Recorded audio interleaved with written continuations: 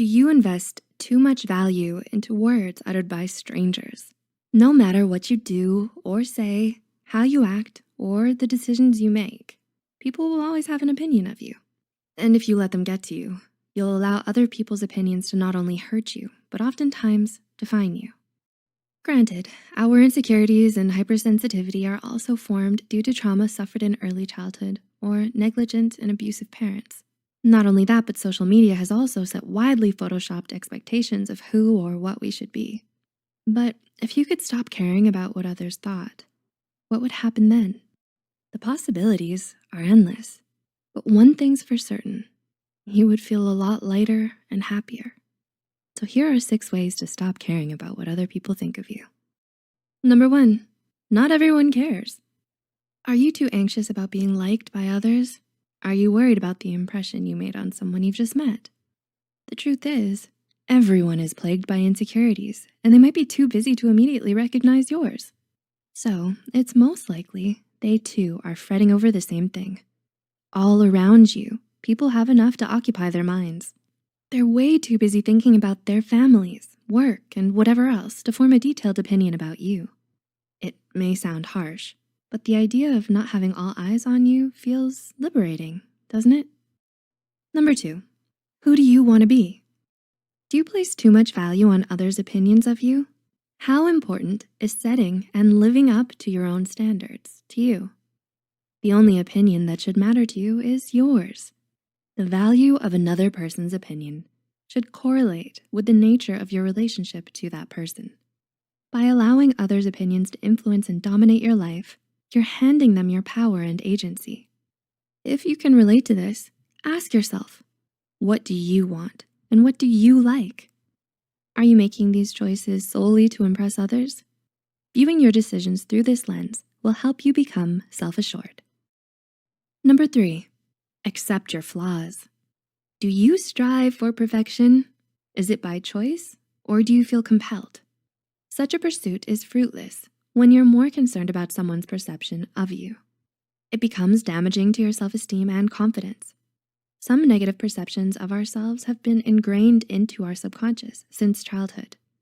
Tackling these thoughts can be difficult when you internalize them and operate based on past erroneous perceptions. One way to break free from these shackles is self-acceptance. Self-acceptance is a journey to embrace all of the facets within yourself unconditionally. The journey can be difficult as it requires you to trapeze along the fine line of acceptance and complacency. It serves as a building block for self-esteem and personal improvement. 4, be selective about the things you care about. Have you read The Subtle Art of Not Giving an F by Mark Manson? The bright orange book with black bold titles. Like its cover, the book presents bold ideas. On page 5, there's a simple but powerful concept. One of the first theories presented states that the key to a happy life is to be selective about the things you care about. This revelation is not new, but reading it helps put things in perspective. Spending your time fretting over the most inane things makes you lose focus on what really matters. 5, accept that not everyone will like you. As Jane Austen would say, it is a truth universally acknowledged.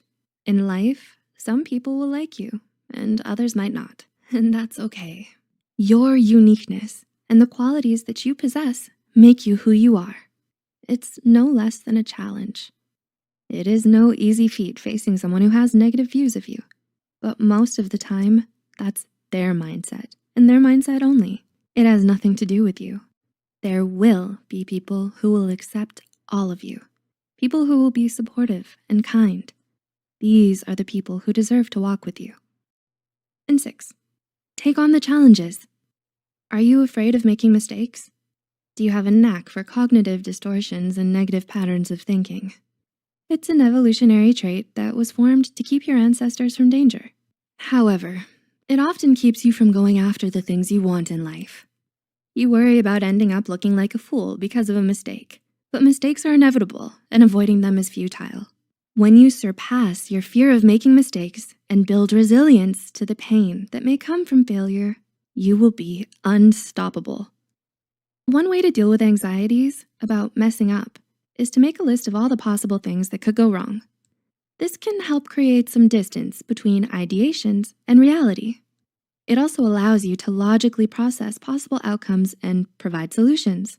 If it feels as though you can't handle the outcomes on your own, you can then ask someone supportive and reliable for help. It's fine to want to make a good impression on others.